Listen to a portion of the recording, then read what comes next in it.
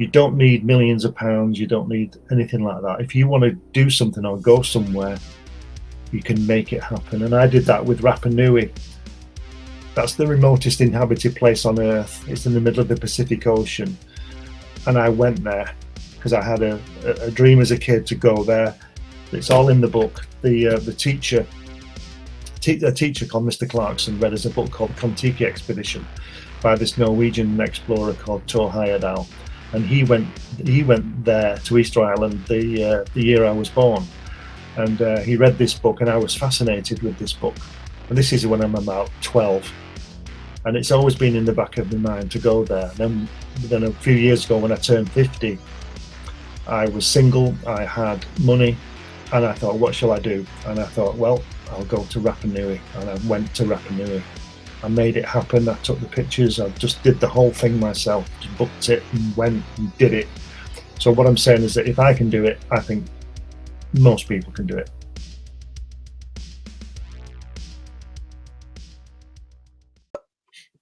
Hello everyone, how are you? This is Aru with Plunge-POP, our international podcast that has filmmakers, musicians, people who are doing creative stuff that's kind of more in the entertainment scene, but also related to comics. So thank you for joining us. It was a mismatched start, but it's fun, and I enjoy doing this podcast. And this is my second time with Glenn. Last time I was during the lockdowns, and that's the last time we actually talked face to face. So, Glenn, how about you tell us a bit about, do a bit of a bio about yourself, and then we'll get into the nuts and bolts of things. Yeah, I'm about 159 years old now. I've spent the last 50 years in graphic design, working on, brochures and God knows what, photography and all this kind of stuff, artwork. I also made a couple of documentaries, film documentaries. I do a lot of traveling. I've been to a few places in the world, and I've got 11 books now that have been published. You can find all those on Amazon. No doubt we'll talk about that. Yeah, I like to cover lots of various subjects, from JFK to children's books and everything in between. I'm working on some comics now, and that's what we're going to be talking about. I think this my comic character Hatch. Yeah, I'm looking forward to this because I don't know much about it, and I'm hoping that I'm going to share this.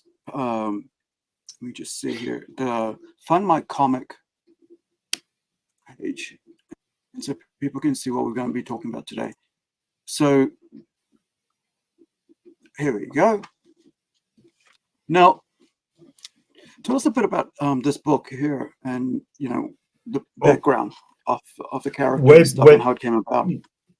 Yeah, way back in the late 80s, I had my own art studio and stuff like that. So we decided to do comics, and I have a lot of that. I'm sort of an ideas man. I have a lot of ideas about stuff.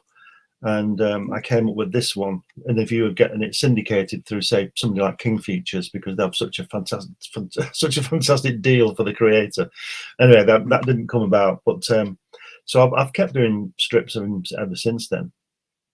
And I finally, this past few years, when I've been basically retired, really, I've been working on it a lot, and I put a couple of editions of it out, and he's just what he is a cartoon character. He lives on an asteroid alone. He doesn't know anybody else. He doesn't speak to anybody else. In fact, he doesn't actually say anything other than a few screams when things land on his feet and all this kind of thing. And this book is an annotated book. This gives you the details of the character's creation with unpublished artwork in. This isn't actually a story. Okay. This is coming out soon from New Haven Publishing, which will be the story. Right. This is the character Hatch. This is the artwork for the cover. Right.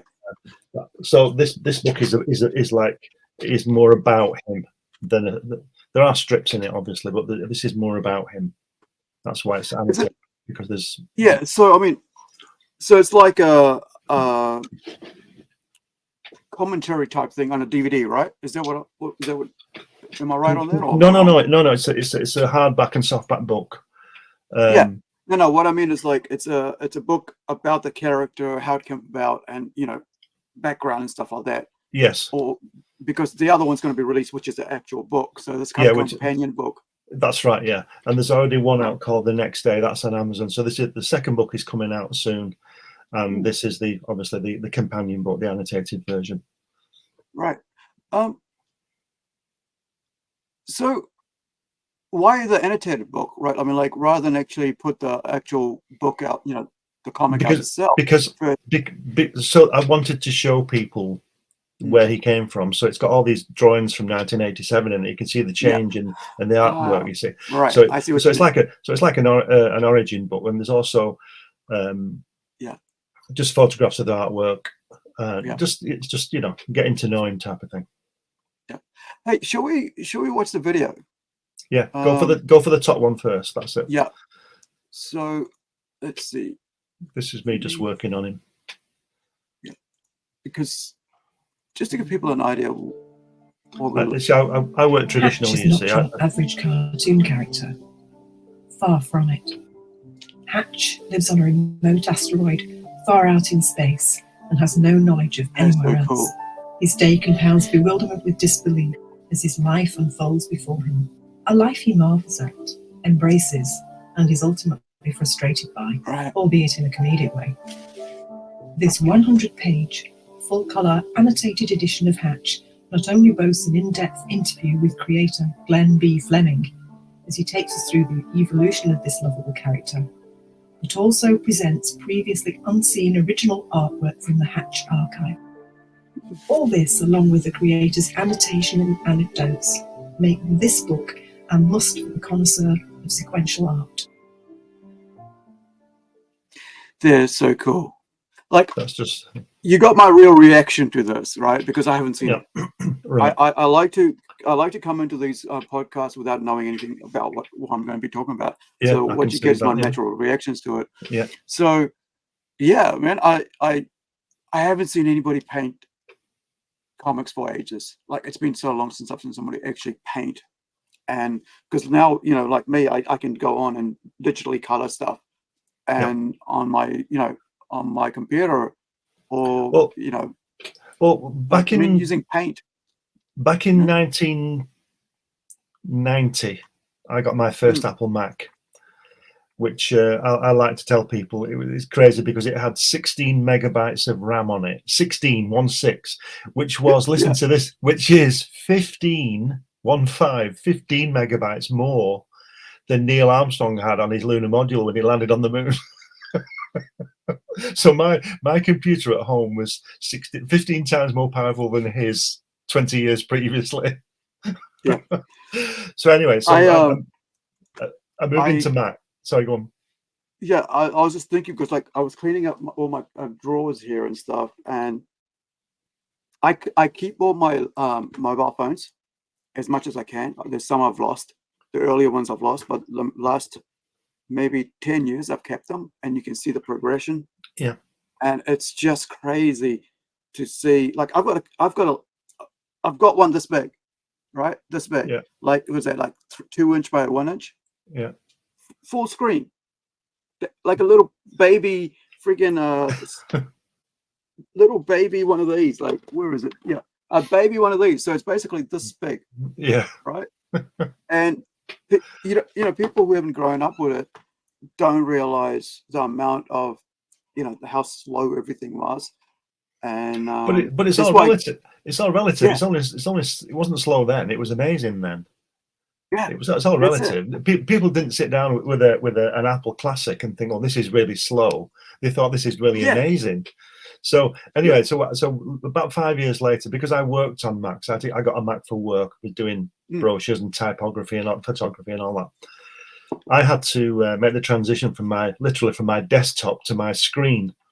And I have to admit, when I bought this computer, because I could see this was the way the world was going to go, I couldn't work it out. I thought, I'm finished. I couldn't. And then it just clicked in my brain. It's your worktop. It's your desktop, right? Literally your drawing board. And so about 5 years later, that Wacom pad came out. You know the where Yeah. well, I've got them. Yeah. right. Well, I've used that. I've worked on Yeah. things like that, and I've also coloured and lettered on a computer. Yeah. I just like to paint. I just like to draw. I like to feel the pencil, and I like to, you can see that there. You can see the progression from the pencil work from the ink to the colour. I just like to do it, and at the end of it all, I've got that to sell. Yeah. There's a real piece of artwork. So I just like to draw. Yeah, I think you see, it sounds really arrogant, but I always say this. It sounds arrogant, but I don't care. I don't care if it is. People say to me, it's better working on a Wacom pad because you can undo your mistake. And I say, well, get it right then. Yeah. Because if you've got a chance to undo it a million times, you're going to do it wrong 999,999 times. If you have to get it right, you might just get it right. Yeah. Well, I mean, I received just before we came on, I received the opening page, double page to this, to the comic, this comic that we've got, right? That we're getting prepared to send out to people in February. So our Kickstarter is over, and in July. So now we're just getting all the colored work in, and so between myself, my colorist, and my artist, we're going back and forth on this one big, huge opening scene page, and going, hey, where's the smoke? And I'm going, shit, did I leave it out of the script? So I go back to the script, and I go back, no, I didn't. But I didn't tell it right. Somewhere in between the three of us, I had missed something out. And so I went back, this is this week. The entire week's taken with just me, the three of us just working out. And I finally got it. And wow, I think, and you're right about the tradition, if you're doing it with digital, you can go back, change it. And, but then you have no reason to put it out anything that's not up to par as well, and because everybody else is competing for the same thing. But I think, to me, let's talk about Fund My Comic, right? And we'll come back into the character. So, well, here we go. So with Fund My Comic, right? What made you go to this way, to this site rather than to Kickstarter or Indiegogo with mainly because of Luke. He had Luke. I listened to your show the other night. Because of Luke. Luke is a friend of mine, and I trust him. And it's what you were talking with him about, and what we talk about on other podcasts. That I mean, it's not my site, so I'll just say what I think Luke does. He doesn't sort of prejudge, as long as it's not sort of pornographic or anything like that.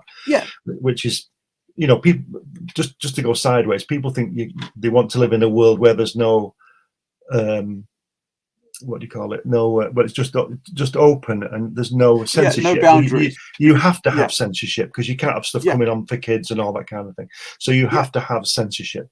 So, but basically, like Luke said to you the other night, and we've said to each other and to another podcast, he doesn't care what politics you've got, what you do. Right. He wants to put your comic out, and basically you both want to make some money on it and get the work out there. So that's the way I think. There is room for everything. There has to be, because everything is there. But on this, we're trying to produce good comics, just fun comics with nice artwork, good writing, and that's what we're doing. And that's why I came to this, because I've heard a lot of rumors about the other two big crowdfunders. I don't know whether those rumors are true, but it wouldn't surprise me. And so I've come here. Well, they did, there was a whole thing where they were like, if they didn't agree with what you believed in, you're out, and that's not the way to run business. I mean, even myself, I've I have certain issues with certain things, but so but that doesn't mean I'm going to stop those people from doing what they want to do, as long as they're not harming people through their work. And I think I love comics because I think like you said, there's so many things you can do with it. There's so much joy that comics brings. That first time, that first time you pick up a Tintin book, right, or an extract book, and you laugh along with the Gauls and beating up friggin' Romans, and they go crashing. And then also you got Tintin, and he goes on an adventure, and you're like going along with them. And then as you grow, you get to bigger books, like you get to 2000 AD, and then you get to watch movies about those characters and stuff. And I think we do a disservice to artists by saying, no, you can't do that, and you can't do that, because like, as an artist, as a writer, I'm always censoring myself, right? Because I go, this is an all ages book, so this has to have certain things and this can't have certain things, and you go, and and that's the way it's got to be. And you're right, you got to have boundaries. You can't just be the Wild West, like they say, right? You just don't agree with somebody and you unperson them, which is what's happening right now, with Russell Brand. But I think, I just love the joy of art and the comics, and I've always, if I'm sitting there and I've got nothing to do, I'm looking at comics or I'm drawing. If I got a pen and paper, just whatever. I'm designing. I can't illustrate anymore, so I just design logos and stuff. So with Fun My Comics, and having talked to Luke and decided to do it on air, how was it? Was it hard trying to get your stuff on? What was the period like to try to get it on? It took as long as I took to produce, to upload it. It took me a few days because I'm doing other work as well. So I purposely took my time. It was easy to do. The other two platforms aren't difficult to do. Yeah. But I would advise anybody's going to do something like that. I would advise that they sit down for 10 minutes and just write down what they're going to do in terms of what they're going to upload, and get it all ready to upload in one shot as much as you can. Which is contradictory to what I just said, because that took a few days. But I've done a few crowdfunders, so I know what to do. Yeah. Understand? So go on the site, take a look around, see what's going on, and then just take your time uploading. Make sure you've got all your prices right and all the stuff, and all the important stuff. And just, I even have fun uploading all this stuff and writing about it and everything. It is easy to do. It's easy. It looks a bit daunting, but it is quite simple when you get into it. Yeah, we just did one in July, and that was, it felt, it's a business, and you got to see it as a professional thing. And because you're not here to treat, because I feel like people don't understand that crowdfunding is a shop, right? It's your item in a shop. And you got to make your item look as pleasing and as good and as clear for the retailer, which is the funding side, to be able to set it out there for you. And you're competing with so many people, and so you got to make sure your work is up to par. And I love the traditional work you're doing. The painting and stuff, like, this is so cool, man. This is amazing. Just the detail and stuff. And the story on that pyramid there, is, I think I put it in the text, that's the supposedly the pyramid of Khufu that appears on Hatch's asteroid. He lives on an asteroid in the middle of space, in the middle of nowhere. It must be in the book. It says there's 2.5 million blocks of stone in that Khufu pyramid, and I know because I've drawn them all, as you can see. I've drawn them twice because I had to ink it as well. So that piece of artwork is huge, but it's like I said before, I just like drawing, I just like drawing, and it's beautiful, man. Like the detail, right? I'm almost like, as someone who used to do stuff like this until I had my accident, I just sit at work and just doodle away and be really detailed. And I look at this and I'm really amazed, the amount of time and, to make sure it looks like what you want it to look like and what it should look like, when people look at it. It's like we say again, if you look at the left there, it's not completely rendered properly, but your eye will fill it in. Your eye knows, and it will fill it in, Yeah. and that's the thing. People are smart, you know, and I think a lot, like the mainstream comics don't understand their customer anymore. People are comic readers are the smartest people around, because they've been, like, especially if you're like about 30-40 years old, they've been reading comics for at least 20-30 years of their life. Yeah. And they've read a lot of things. It's like me, you know, the other night I went to a concert, and as soon as I heard this band, I knew this band was awesome, right? And I, like, for 35 years plus, I've been listening to heavy metal, all types, Obituary to, like I read the other, to glam metal, Poison. I had those those tapes, cassettes, right?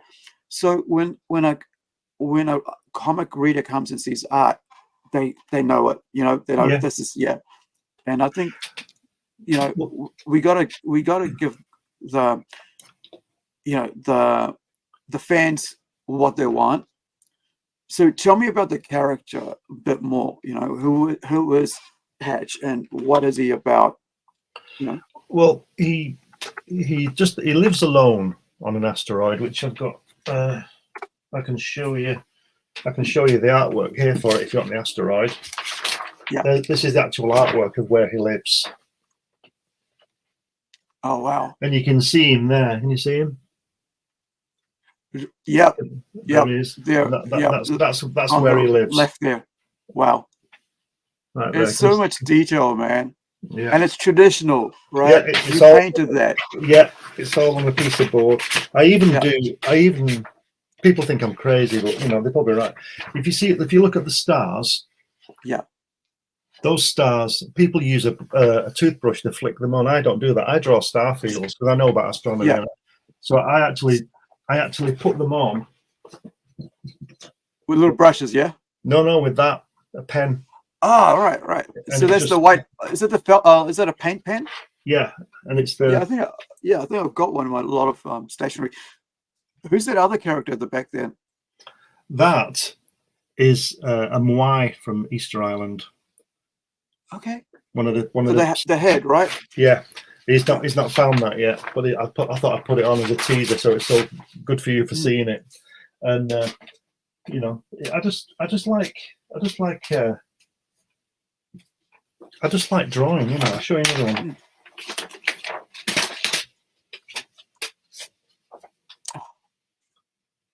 So there he is. It's a lot of people, like, they do, like, what is it? Is that the normal side of a comic book page, or is it extra large? No, this looks pretty large. This is bigger, yeah. This is bigger than that. That's wicked, man. And that's all hand painted, right? Yeah. With brush. Yeah. All of it. Yeah. Every bit of it.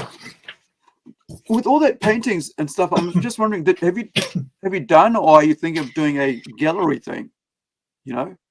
What do you mean by gallery thing? Well, like do it like a local gallery, and you know, put on the wall, and you know, see people who want to buy it. Well, my wife's an artist as well, and we had an exhibition a few years ago with our other paintings and things like that, because I do oil paintings and stuff like that. She does ceramics and all this kind of thing. She draws as well, and she writes, and she does the voiceover on my films and all this. Yeah, kind of thing. I was going to ask you if that was her voice. Yeah, and you know, we're a team. We've got, or she's got a couple of exhibitions coming up with her ceramic artwork soon. What is she, a sculpture or? Yeah, well, if you scroll down, in fact, if you want me to get the actual one, I can do. Please, and I'll grab my one while you do that. Right.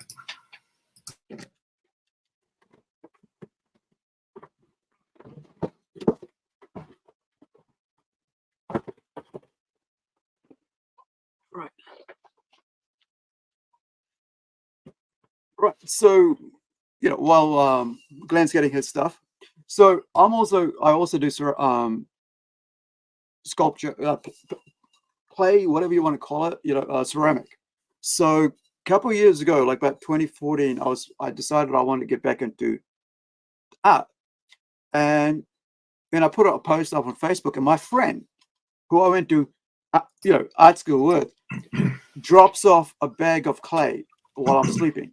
Right, so he drops the sculpture clay off, you know, a bag about 20 kgs or 15 kgs at the door, and I don't know. And I go outside and I look later on because I'm sleeping, and I see there's a bag of clay, and I go, "Hey, somebody just dropped a bag of clay," and he goes, "Oh, bro, DMs, I dropped it off." So I took the bag of clay and I made 4 of these. This is a rugby ball, hollow, right? You can see it's hollow in there, and it's hand built because I can't do throw. I can't like on the wheel because I had an accident like 3 months into my art school. So yeah, so I hand build sculptures. That's why it excites me that your wife does that. So I thought I'll show that out, because the other day I was pulling that up as well to just say I don't just do comics, right? You know, I'm a trained craft person. You know. Yeah. Well, so show us your wife's one, because I'm just quite excited about this. She's a ceramic artist. She does huge pieces of artwork, like as big as your fridge, in clay. Yeah. So she did me that. Oh my goodness! Look at that. I've been thinking about doing something like that with Incredi-Girl, like just a head or something, because you know that is so awesome, man. Look at the details on that. Isn't that fantastic? Is she using iron ore or to do the coloring? Yeah. Oxide, iron oxide. Oxide. Yeah, yeah. That's so cool. Well, the thing is, you see, that this is for sale on the campaign, right? But we don't want to sell it. Yeah, but we you know, if anybody buys it, it's a lot of money, and we can't lose. We'll have money to travel. Yeah. And because that's what we'll use it for, and if nobody buys it, then we keep it. Yeah, it's a win-win, right? But like, I think it's hard. Like, it's hard sometimes. It's hard to give up what you really, really, passionate about. And I've had people, like, I remember one time I went to, I was doing it like I was telling a story, and stuff, and then I walked off the stage, because I was with my mate Michael Batur, who's going to be on in a couple of weeks, on one talking about his books. But so I come off, and there's a guy there, and he goes, he's one of those arty farty types. Those types, those toffee nose kind of attitude people who think they've got they have this brilliant thing, and nobody's ever done it before. It's their thing, and they never want to sort of share it with the world because they're afraid that the world will not treat it the way they love their baby. And so I was having this thing. I said, "Look, dude, it's about art is about communication.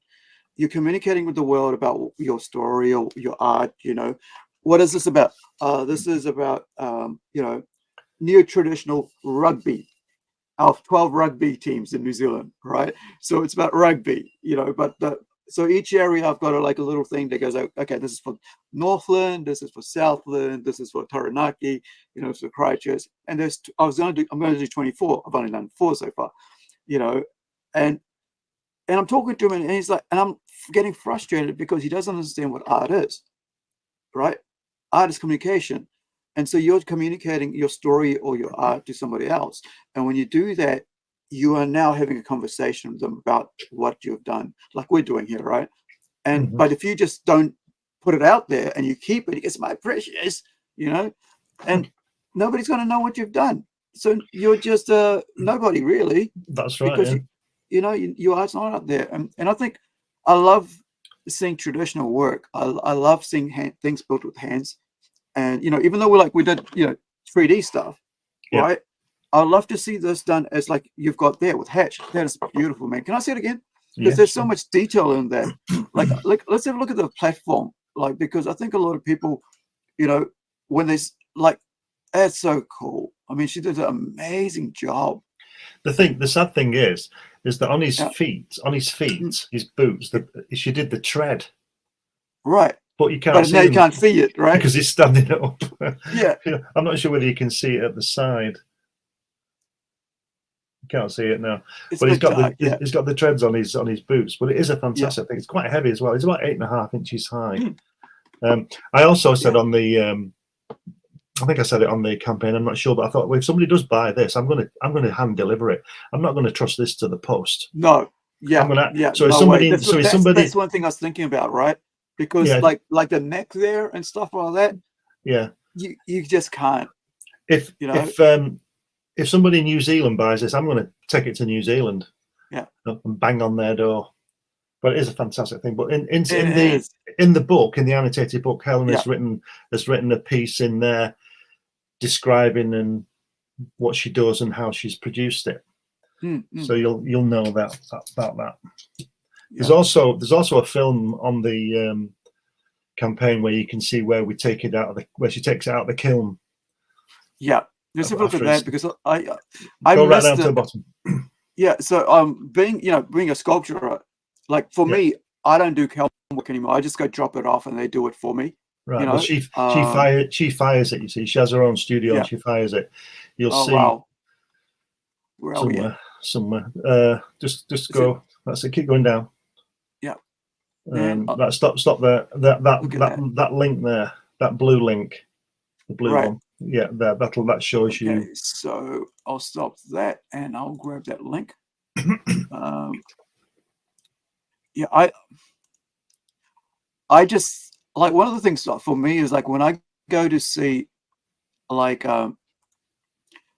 when I got artists, right? I've got friends who we're going to be talking to about. We are at Oldham at Helen's studio. I'm going in now. Look at this fantastic building. Look at this. This is the full length one. This is about 6 minutes long, but you'll see. That's her studio there. You know, yeah. There we go.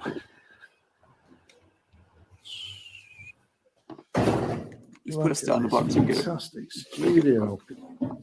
Look at that. And she teaches as well, I'm saying. Yeah, I was just wondering, right? Yeah, when I was in my 20s, this is where I was, right? And this is like about 94, 95. Yeah, 94, 95, through to the and kiln half room 96. now. To see how the Hatch figurine has turned out. We sculptors are a bit crazy. People don't realize how, when we get in the zone, we get in the zone. And, get away. I'm doing something. You know?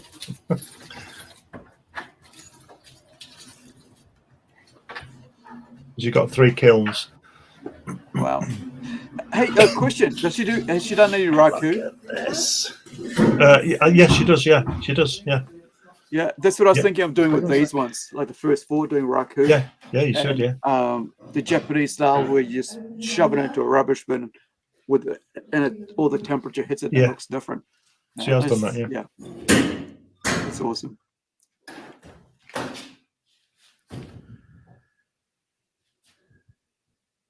I'm just going to leave this now for 10 minutes. Just wait for the temperature to come down just a bit more, and then you'll burn yourself. Yeah. 2,000 years later.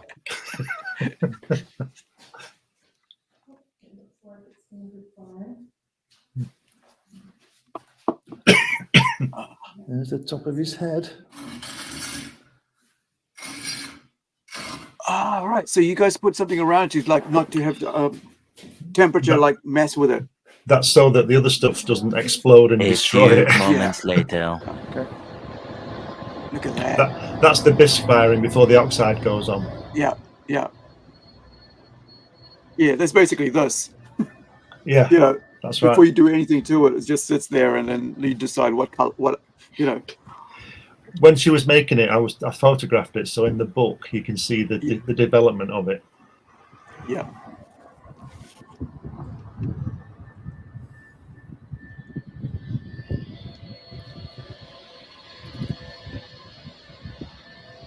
That's so cool. It's fantastic, isn't it?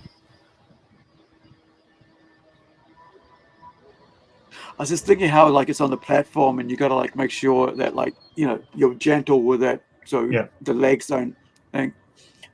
Has she put any wires in it or something to keep it? No. Just clay. Yeah, it's all weighted and everything. This is obviously outside where she works, and these guys are, I don't know what they're. I think they're security guys or something. What's going on here? Yeah. Stop there. It doesn't spin round this thing, but you need one. The old wheel.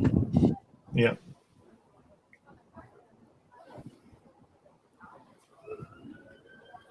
And I miss doing clay work, you know, but it's like, you know, it's like you got so many things going on, and like, you know, Yeah. I mean, I tried it, but it's not for me. I like to draw. yeah.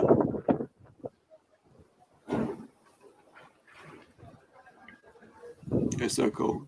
It's fantastic, isn't it? Yeah. How long did it take her to actually build it? She did it over a few weeks. She wasn't working on it all the time, so I don't know how many hours it was, but it was quite a few. Yeah. What I love is to see, you know, when your drawing becomes physical, becomes 3D, you know, like that's what I mean. So when I get to see that in 3D, I go, oh my goodness, you know, it's real, right? It's popped off the page now. You know? Somebody said to me that you could tell a cartoon had made it when you could recognize it from its shadow, and I think you can from this as well when you see his nose and everything. Yeah. So cool. But she decided to do his helmet fastened because it would be too fragile, you know. Yeah, yeah. But it worked there. There's his shadow. Look, you knew who that is. 16 paranoia-filled days later. And this is when it's been glazed and everything on the oxide. The wash for the final finish. Yeah. Oh, Lord, please stay upright. Wow. The thing about the fragility of ceramics at this stage, you don't know if it's gonna, like, you're the final stage, even that's gonna be like, oh, it's ruined, did it wrong. Now I gotta start again. Well, yeah, this bit is good because it's welded itself to it. No. So she gets this piece of wood. You'll see. Just watch what she does. It won't come off. Yeah. A bit of a blow because it needs a bit of a tap to come off. Because the oxide has now, you know, basically joined it to both pieces, right? Yeah. So watch this now. Tap, tap, tap.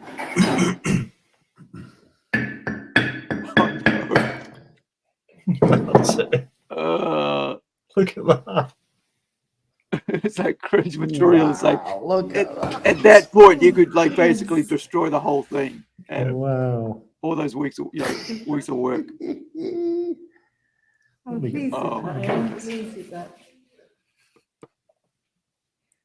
Look at the ground. Yeah.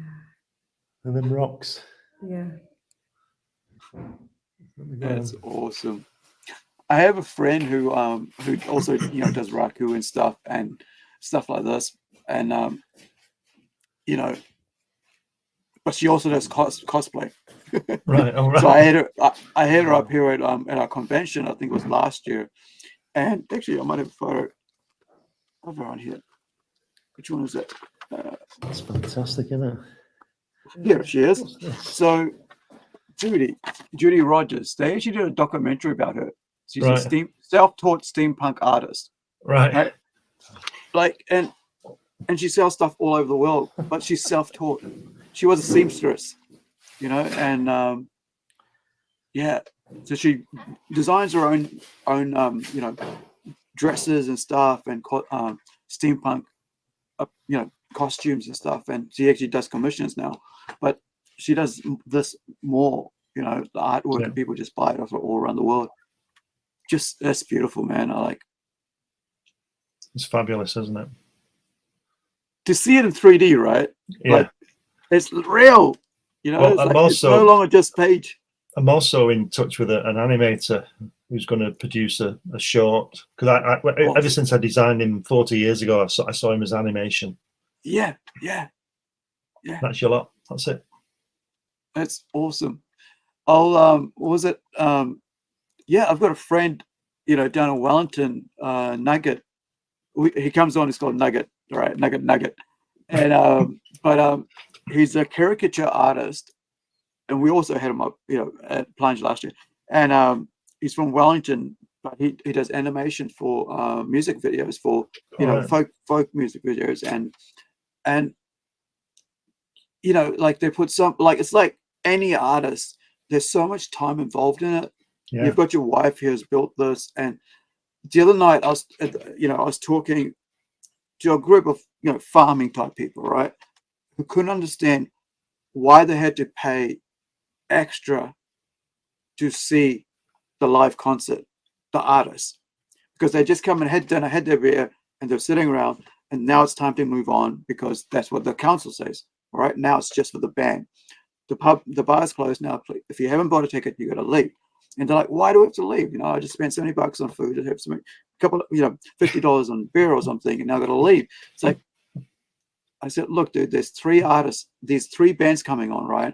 They've traveled all the way from Auckland to us, which is about a 2-hour drive. There's the main headliners. There's 6 people on the main line, on the main band. There's another 5 people on the other band, and the opening act as a single rapper. So you're basically got about 12, maybe 12 people, and you're only paying $35 to see them, which was on like the day before. On the day it was 45. So it's 25, 35, 45. And I try to explain, these are friggin' artists who spent all their time getting to the stage. They're brilliant. They're world class. As far as I'm concerned, the Shepherd's Reign is world class musicians, right? They're really good. They deserve to travel the world with their music. And so now you get to see them now. It's why won't you pay to see them now? Because these guys have spent all their lives, basically most of their lives, learning how to play this good. And the value of art has diminished, I guess, because of TV, like the whole consumerism or streaming and stuff. We don't value it. It's like binge and out. That's it. Yeah. And how do you feel like you're still talking about animating and stuff like that? As an artist, how do you feel about people's reception to what you're doing? Well, on the animation side, it's 50 years ago when I was in college, one of the biggest thing I wanted to do was animation, because I had a stop motion film. And it's probably, I've done a little bit of animation, but I always said it's the thing I wanted to do the most in my career, and it's the only thing I haven't done. Because you see, my ambition way back, this is crazy. My ambition way back was to do every drawing for an hour-long animated. Now it's 24 frames a second. That's a lot of drawing.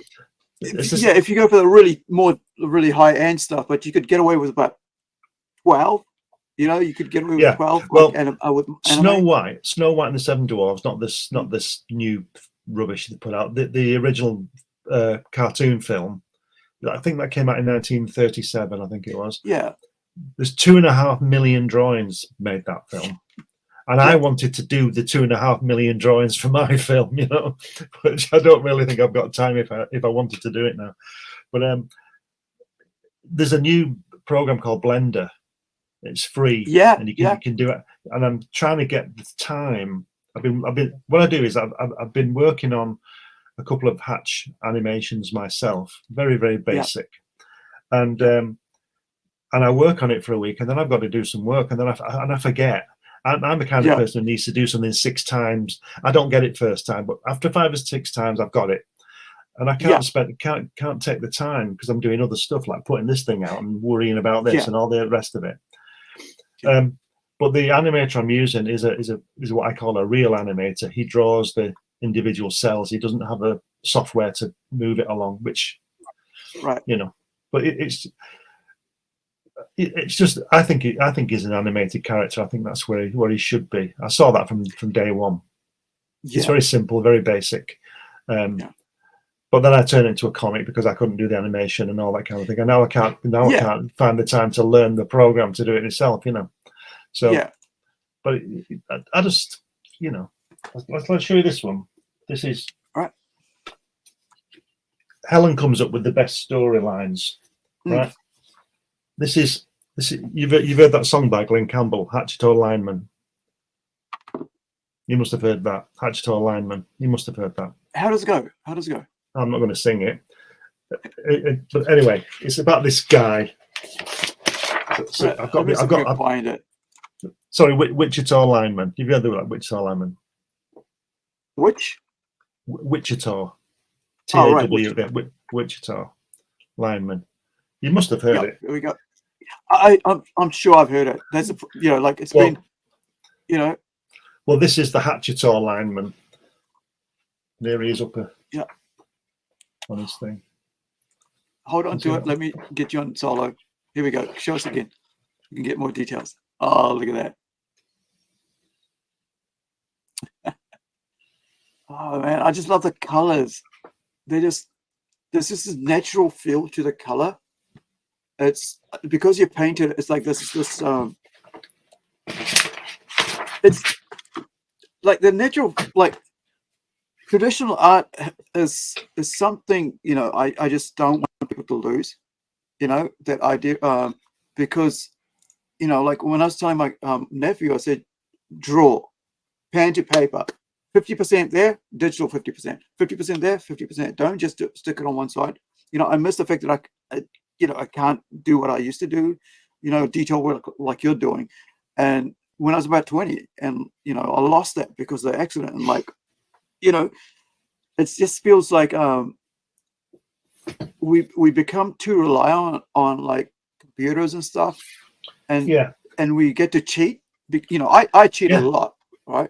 Because with me, I do a collage of what I want, and I send it off to my, you know, to my artist.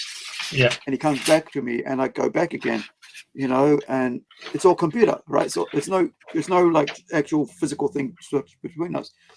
But I've carry on. That's one of the advantages of the computer, where you can just send it over the wire. Like I sent you some artwork just before, whereas if we were working on this together, it'd take weeks because of the post. But this is let me just show you this artwork. My dad was a paratrooper on D-Day, okay, and I wrote a book and published a book about it, and did spot illustrations in it, and this is one of them. This is one of the illustrations in the book. Oh, look at that. But I like doing the detail. Awesome. Look at his badge. Look. Yeah. I miss doing stuff like that. That's why I always encourage people to go traditional. Yeah. You know, like actually do pen to paper. You know? Yeah. I just like doing it. Yeah. One of the things, like you just mentioned there, right? So a couple of weeks ago, there was this thing about actually keeping white people out of publishing, right? Did you hear about that? White people out of publishing? Yeah, because we were going to push. So, and I was very, you know, they were going to push every other thing but white people. So if you're a white man, right, straight white man, and you need to write a story about your dad, and you want to get this published out to the world, no. Why? And I was so angry because my dad's dad, like you said about your dad, my dad's dad was a minesweeper, right, in the Channel, and he ended up in Russia to get his frostbite fixed, and I think he spent about 3 months in Russia, and when he came back to England, people were not happy with Russia at that time, so they didn't recognize his service as a, you know, as a minesweeper, because he was hospitalized in Russia, who at that time were allies, you know. And I think, you know, so I could write that book, but my dad couldn't. That's what I felt like, that these guys were trying to do that I could write my granddad, right, my English granddad, because I'm Indian and so-called minority, so-called POC, racist word, and all that, I could get a chance. But if my dad did it about his dad, no. And I get so frustrated whenever I see this racist sort of stuff towards, you know, because my dad's 85 now, right? He survived the Blitzkrieg and in England, and he was sent off to his, you know, like the kids were sent off to the country to get away from the city. So he was one of those kids, and he was so not well treated. And so, you know, and you know, when you get to tell these stories, people don't want to hear those stories. They don't want to, you know, promote those stories. And I'm like, you got to realize this is our history. You know, this is our families that have gone through this. And you want to stop that because so-called white people are no longer, you know, there. And the weird thing is, those people who are actually at the gatekeeping this are actually white people. Right? Well, I actually, what color was the guy who invented printing press? wasn't it freaking thing? German guy? Well, Gutenberg. Yeah, yeah. But he got it from China. Oh. Movable type. That's just Yeah. ridiculous. I know, man. That's what frustrated me. So we just talked about that. I was like, why? You know, like they can't see their own racism. Yeah. And I feel, inverted racism, isn't it? yeah. And if I came out here and said like, okay, no more Indians. We're not going to put Indians out here. And you'll be like, that's racist. Yeah. Same thing. And I just understand Well, it. So in that book, I spent you've seen the size of that sniper. It takes me a few days to do that. And I did, my dad was a Bren gunner. So I thought, well, that's not him. And I did this guy with a Bren gunner, and my dad firing at dawn. The raid he was on. It was at the Merville Battery in near Ouistreham in France on D-Day. Okay. My dad was one of the first Allied soldiers to touch France because he was there. This is Dunkirk. You're talking about? Is it Dunkirk? No, this D-Day. Right. This was since Dunkirk was 1940 when they kicked us out. The Germans kicked us out, and then we went back in 1944. So my dad and the other paratroopers were there a few hours before the guys on the landing craft. Now, speaking of artwork, I never throw anything away, but I spent 2 days drawing this, what I'm going to show you now, and it was rubbish. I didn't like it at all, and I was really pissed off because I spent 2 days on it. But when I came back to it, I thought, well, I've nothing to lose. I'm going to throw a load of colour on it. It turns out to be the best illustration in the book. I'll show you. You can see where it's not fully rendered. Yeah. So I just threw all that colour on it and did that. Yeah. And I think it's probably the best illustration in the book. Yeah. So don't throw anything away, chaps. Just put it to the side, do something else, and go back to it. Yeah, and I'm the same way. Like with digital, same way. I'll just I'll go save it as some other name, and it'll be there. Yeah. And I'll just keep working on the next one, and then I'll go, maybe like, oh, okay, missed something. And well, when I wrote the book, what I wanted to do, it was the 75th anniversary a few years ago. What I wanted to do was do a parachute jump into Normandy, into the place where roundabout where my dad was, because I don't know exactly where it was, but I couldn't do it because of my back. My wife said, "You're not doing it because of your back," and she's right. But so I was going to do that. But anyway, so what I did, I got in touch with the 6th Airborne Club, and I've been in contact. I've done pencil illustrations of some of the guys, granddads and dads who were there, who would know my dad. Yeah, and I sent this guy the book. And he sent it me back, and it was signed by all the people who jumped into Normandy that day. The jump team. That page. That's never leaving you, is it? And that page there, all those people, they jumped on that day. But he jumped with the book. Right. He had the book in his this book in his tunic. Right. So this book has done the jump that my dad did. Wow. Isn't that fantastic? So this is like so set the scene, right? So these guys did a reenactment of their jump. Every year they do it. They jump out of C-47 Dakota planes. Right. They have modern parachutes, but they wear the kit that my dad would wear, most of them. Yeah. And there's about 30 or 40 of them. There's 2 planes, and they do the jump every 5th of June. Early 6th, 5th to 6th of June.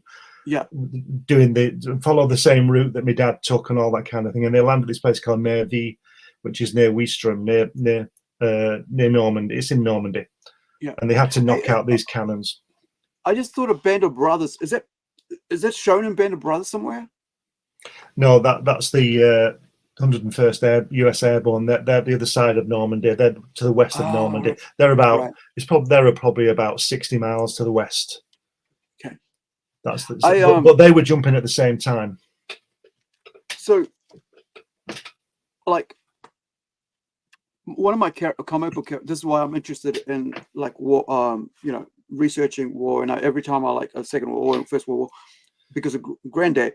But whenever I go out, because I always go thrift shopping, right? So I'll grab a, you know, I'll find DVDs, I'll find books, you know, I'll pick up, you know, I actually ended up picking this up the other week, you know, Right. and now I have a complete set, which I've never had, but I loved it as a kid, and actually got in a fight, almost got in a fight over the first movie, you know, with some ruffians, but in the cinema. But I always pick up the music. Like I'll get like the music from World War I and II and all the, you know, the DVD, like especially now with all the CDs, like everybody's getting rid of them because like, you know, it's like you don't want physical media. I'm like, I'll take your freaking physical media. So in front of them, I've got $3 freaking DVDs of all different things. Like this week, I was able to pick up, you know, all these. Yeah. You know, and this is like a 4-disc collector's set for $3. Yeah. Right. That nobody, you know, somebody basically decided, well, everything's streaming now. I don't have to worry about having this physical thing. I'm like, I'll take that. So, but I do get the books as well. And so one of my characters is called Red Dot. And the story behind that is, and this is why I'm really interested in what you're doing, is that he's an SAS officer, right? And so when you look at like the British, you probably know way more about that than I do, you know, with the hierarchy. Like we got the Green Berets over in America, but over in the is it RAF or what is it? What are they called? Are they SAS as well in the UK? Are there? Yeah, yeah, we have the SAS. Yeah, yeah. Right. So carry on. They were. I think my dad worked with them just before D-Day. He was in North Africa. Special Air Service. It's like they're like the Green Beret, you know. They're just special troops, and they don't sort of have any. They don't get to know people very well, and they just do stuff and go in and do it and get out, you know. But now they use helicopters. I don't think they parachute into places now, but you know. But yeah, he worked with them, I'll say. Right. So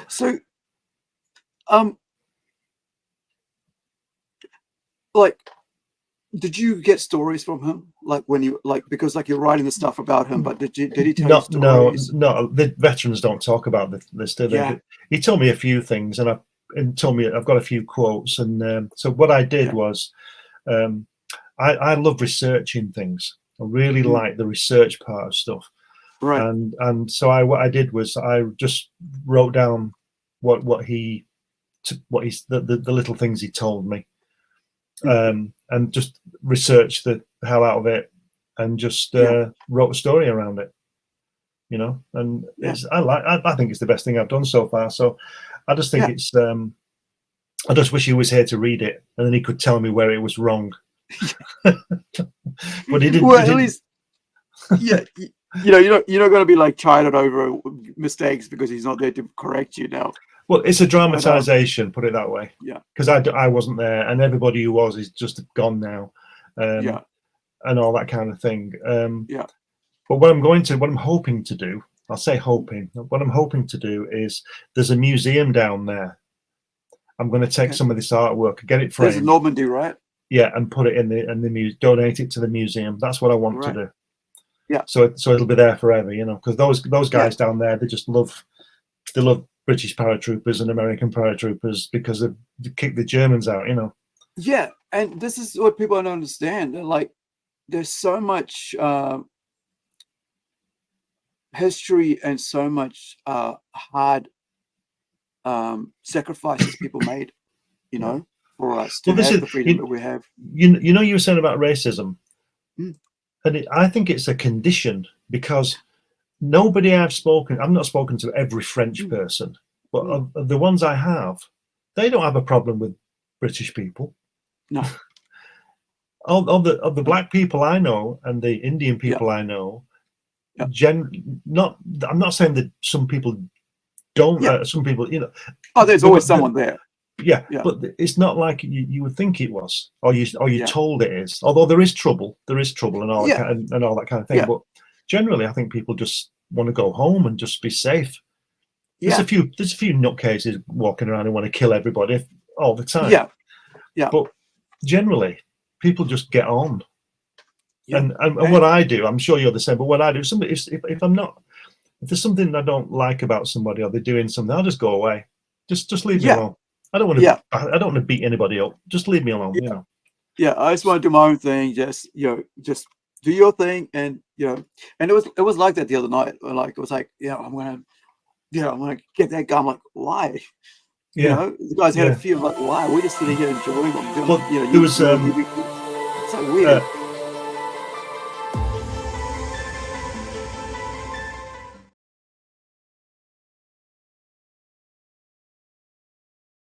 a friend of mine. His dad told him he was at D-Day.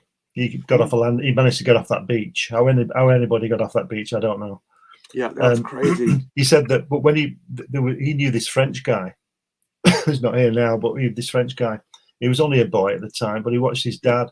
He loved British soldiers because when the British soldiers, and it could have been American soldiers, but it was the British soldiers came up off the beach onto the road. He lived there. He was when D-Day was going on, it was about a mile away. Yeah. And he's thinking, what the hell's going on? But when the soldiers came, when they secured it and the soldiers were coming past and going inland and the tanks and the trucks, they were giving him tins of corned beef and chocolate and milk and cigarettes. And he hadn't had any of this stuff for 4 years, 5 years. Yeah. And every time the truck came past, he'd wave at them and chuck him food. And he had all this food. He'd fed him for 6 months on corned beef. Yeah. So, people don't know how easy we have it, man. I just don't know why people don't appreciate what they have, because it's easy. It's come easy, hasn't it? So now they're bringing it down. We've never, my generation hasn't made any sacrifices. Like Gen X, right? 50 years old. We've never really sacrificed anything, right? But we've worked hard to bring all this technology to life, like with computers, internet, and all that. My generation has done all that. But this generation basically goes, I'm bored. Yeah. And let's cause some, so I'm going to cause problems because I'm bored. And I'm like, how can you be bored? There's so much easy stuff to do, like you can go on a computer and learn something. I spend a lot of time on YouTube just listening to people and watching stuff. Like I'm doing dishes. I'm watching 17-minute videos of somebody talking about comics instead of comics. I'm doing dishes while I'm doing that. I'm doing the vacuuming and, I've still got something on, but I'm learning all the time. And the greatness of having YouTube is that you could learn so much. Like just now, we watched you paint, right? And we could see you paint that. You're like, and you could do a freaking masterclass just in that. So Sorry, go on. Yeah, so when because I was depressed for 2 years, like I was locked up because I had lost my business and my dream, like dead. And so I felt dead inside. And so when I actually came out, my sister and, my brother-in-law saved my life a couple of years back. So I was, I became a bit more appreciative. But the other thing is when I came out, I started listening to TED Talks. Yeah. I learned about my brain. I learned why my brain was messing me up all the time, why I felt depressed, or why I was on I was on a scale, right? I'm on ADHD, whatever, neurodivergent scale. I learned all that because I was watching TED Talks on YouTube. And I was going from going, what is going on? Why? And so I remember getting really frustrated and going and silent screaming in the bathroom while the shower was on to get rid of my frustration and then come back out refreshed. I'm like, I'm not going to let this get me down because I've had this go on for 2 years of my life. No, I'm not going to do that anymore. And so for the last 5 years, I've been spending all my effort, right, to really do stuff. And I've been able to do really good stuff and to help other people. But if you're just going to be out here going, I'm bored and let's bring other people down, and push, cancel people or, be on YouTube and going, look at me, doing something silly just to get like that guy, like that African guy, Johnny Summers, dude, right, in Japan, causing problem and like this, that whole attitude. Why would you do that? Those guys, if you weren't on YouTube, And if you weren't known, those guys will get the Yakuza, you'll be dead. Right? Because they take their shit seriously. Yeah. And they went to his house, and now he's arrested because he was like causing problem to little girls on the train. Right? And talking about World War II, about the bombing in Hiroshima. It's like, do you know how much trauma these people have had to go through, their families and all that? And you just want to make a joke about it and to just get your YouTube channel, whatever. And I just feel like people are not understanding how easy it is to become a musician right now, to become an artist right now, to be a writer, because you got the entire world's greatest people teaching you how on these channels. Well, you're right. What was it? Being the mid-70s when I was writing my first published book. Yeah. I would go down to the main library, big library, fantastic, millions of books.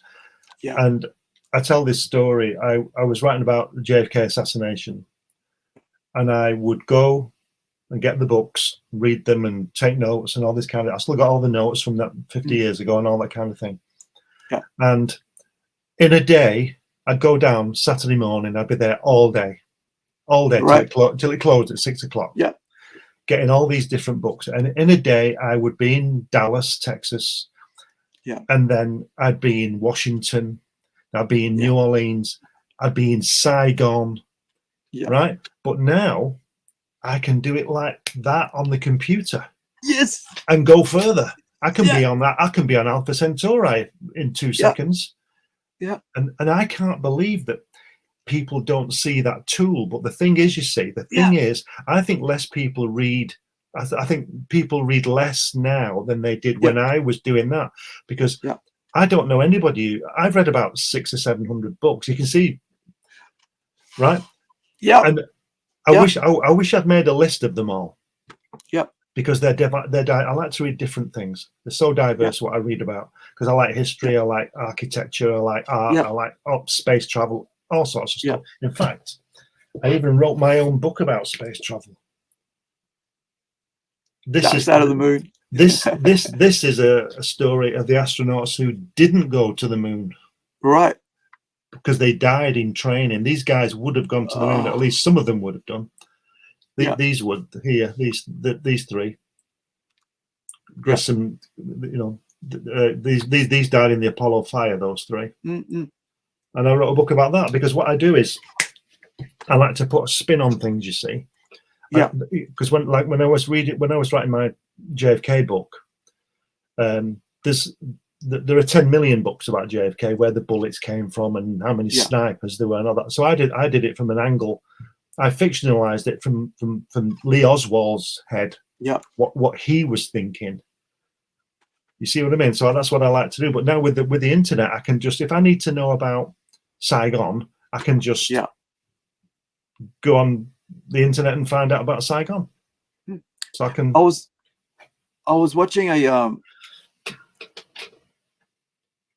I don't know what country it was. It might be Philippines or Indonesia. This guy was just going through all these alleys of like poverty-stricken families who are just like shacks. They're just shacks. And it was just like is it fiberboard? Do you know that stuff that's like looks like fiberboard? So houses made of fiberboard or plywood. That's it. Mm-hmm. And so it's just rows, and it's like a maze. And there's only this much room, and they're walking around. There's a house, family there. There's a family there, and then there's like a family's home just that's sunk into the water. It's like because they're on the a harbor or something, and it's just gone down. I could travel there by watching the YouTube video, and I could share in all these people's lives and watch how they live. And I appreciate everybody that does that to share their world with us. That I'm not able to go see that. Like Machu Picchu, I love Machu Picchu. I'd like to at least one day go there. In Japan, right? Those are two things I really want to go to. But like I get to see them through movies. I get to see those places through movies. I get to see those through where people are doing interviews from people over there. I get to see the artists working there, and I just feel like, you know, I could spend all day watching podcasts and listening to people and, you know, TED Talks, watching, you know, people share their lives with me. And this is what it is, right? They're communicating their lives with us. And how can I be bored? Well, you know, if anybody gets yeah. bored and they want to travel, they go to Easter Island in my book. Yeah. Yeah. I went there a few years ago. I took 1,000 photographs. That's one of my. Yeah. And you know, it's just the most amazing place. It's got the big statues on it, you know, and there they are. I think another one, sunset. It's awesome. Because what I do, I do the whole thing. Just a sec, I'll find it again for you. Yeah. There's one that's fallen over. And this is, you know, this is what, like, history of our peoples, right? And I think the problem we have is that we're trying to separate, you know, there are people that are trying to separate people from people, right? Yeah. With whatever, like politics or whatever. But when you look at all these cultures and all this striving, it's awesome. Sorry, go on. I was just thinking, like, you know, there are people that want to separate us from communicating with people and becoming friends with them. Yeah. And I feel like those people are there just to cause problems and try to make your money off whatever problems they cause. But us, you know, there's no reason for us not to share and sit down over a coffee with anybody. And because then we'll learn about those people, we'll learn about their backgrounds, like you do with this book, right? You go there, you meet the people from Rapa Nui. And I mean, they made a movie from, you know, called Rapa Nui. I think it was, you know, way back in the 90s, you know, and you got to see, you got to see this weird place, and it's like so empty. And then they put this movie about how they were there and how it connects to us and in New Zealand and stuff. And I think the moment if we keep breaking down barriers between what people are trying to put between us, the more friendly we'll become, you know. And I think that's what I hope for. I hope for that, like, I can just sit down with anybody and talk with anybody, you know. And it doesn't matter where you come from, what you do, because at the end of the day, we're just freaking human beings, you know. We communicate to each other. We flesh and blood, and I think there are people who just don't want us to be connected. And I love internet for that we can be connected and we can see how many things you've worked on, the work you've done. And the other day when I was talking to Luke, he said, people should know about Glenn, right? I don't know why people don't know about Glenn. I was like, yeah, I've talked to him 2 years ago, bro. I know Glenn. But he goes, because he's got so much happening. And like, I think, you know, it's just, you know, at the end of the day, it's basically people are all about what they see in front of them. If you're not in front of them, they don't care. You know, they're not interested if it's not in front of them, you know. And so the fight is to be in front of them. And I love the fact that, you know, you're here with Hatch, right? So I just I love the work you've done with this. I just, you know, and all the other work you do, you know. If you sorry, go on. Sorry. Well, I mean, like, you paint them all, you know. It's not like, oh, you know, how we got AI and you could just basically take this and now it's this, but you've actually hand painted everything here. Yeah. And you know, and the detail that goes with it. I'm just going to pop this up in a new, larger one so we can have a look at the details on that. One sec, and I'll get you to talk about this. So, all right. Tell us what's going on with this one, because I mean, is this just a single page, isn't it? That's like that's 2 pages. There's 2 pages. What had happened? It's called swamp gas, and you know how people tell you that UFOs are swamp gas or weather balloons. Right, right. Well, are you familiar with Roswell? The Roswell incident? Yes, very much so. Well, you know the guy was it Jesse Marcel? He went out and there was all this debris in it when it was like tin foil, and when he scrunched it up, it bounced back to its original shape. Right. Well, this is what this is. There's a crash in the night, and he comes out in his little spacesuit, and he picks up a piece of the tinfoil, he scrunches it, right. He goes back, and that obviously his spaceship crashed into the side, and at the end of the story, he has a checklist, and it's got all these different pictures on it, and it's got things like a Sputnik and a B-2 bomber, and underneath it says swamp gas, and then and they're all ticked like he's seen them all, and the last one is a spacecraft, and it says swamp gas, and he's ticking it because do you see what I mean? But this is just what he finds. This is how crazy his world is. But I was just saying to me and Helen were talking yesterday about it, where one of the funniest things about this series, I think, is that he lives on his own. He doesn't know anybody. He's never met anybody. He doesn't speak. Yet he comes back from the post office with a parcel. Do you know what I mean? And opens it up and there's something in it, you know. So it's mad. So tell us about the story that you're writing with, you know, that's going to come up after this, because it's just about the book. Well, I've got just a second. I'll get a copy. I don't know where it's gone. I can't believe it. Can't find it. Anyway, You'll come to you in about 5 seconds. He goes in the pyramid. What he does is he goes to comes back from the post office, and he's got this box, and he opens it up, and he's got 2 books in it, and one's Pyramids for Mummies rather than for dummies. You know that book when you get computers for dummies. Yeah. Well, it's that kind of thing, and he's also got a book called the Shaw Hatch Exemption. The Shaw Hatch, you know that film. Shawshank Redemption with Stephen King. And he opens the book, and it's cut out with a ball hammer in it. You know, like in the film. And he taps. He's building a pyramid, and then he taps away, and it's for 4 years later, and he's only got this little point.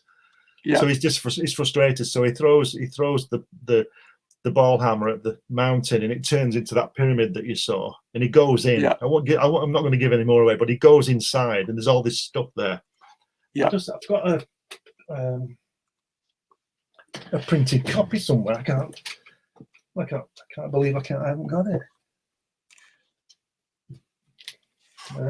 Just give me 2 seconds.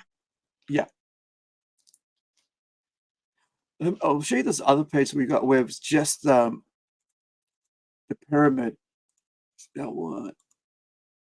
This one. Okay. So we were just talking earlier about this pyramid. This one huge page, like he works on double the size of a normal one, and so carry on. I've got it. There he is with his with the ball hammer in the book. Right. The ball pin. The ball pin hammer. And there's the Shaw Hatch Exemption. Yeah. Right? And he's tapping away there with this thing for 4 years, and he gets frustrated, and he's only got nothing, so he throws a rock at it, and it lands on his foot. Right? Yeah. Lands on his foot there, and it all comes. He kicks it, comes crashing down, and then there's the color version of that pyramid. Wow. And it's all hand painted, right? Yep, all hand painted. And he goes inside, and it's just him on the walls. If you just look at that on the walls, there's that one without the painting. But yeah. Can you see he's on the walls? It's him. Let me just put you back on. I'm just on the right. There we go.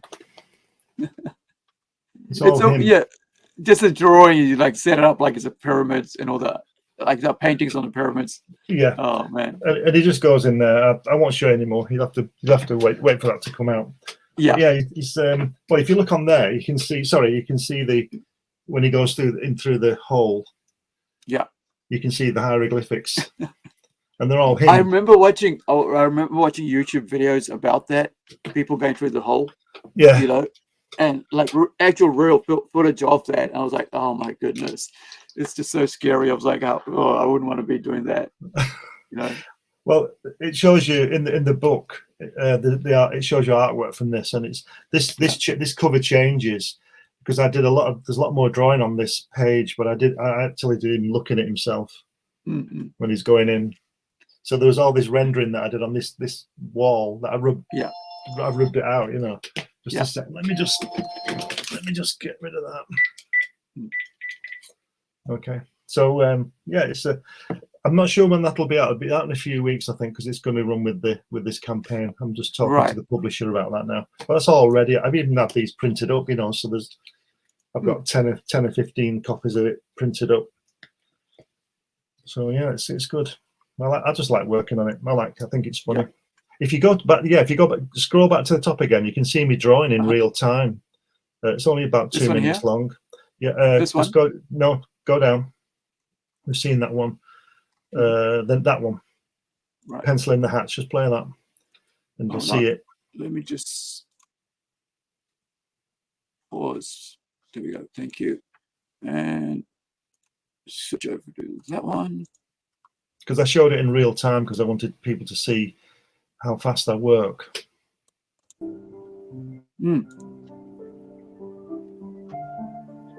There's no guys. This is just straight down on the paper. Yeah. Well, I mean, that's the thing about years of practice and work, you know, like upskilling and constant like working at it. And like I said, that's why I keep saying, you know, I said to my nephew, go traditional, go digital, 50-50, because you need to learn how everything works. That's right. You know. Yeah, you need to learn the basics of things. It's like anything. You need to learn the basics. You need to learn why things happen.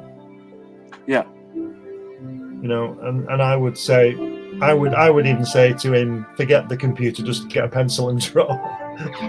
It's much more satisfying. Or at least I think it is. Well, I think it's you know, if it's going if there's a push to computers, like if you're doing both, and if you're applying for a job, you know, you're good at both things, so you're not going to lose out. Can you do digital? Yeah. Can you do traditional? Yes.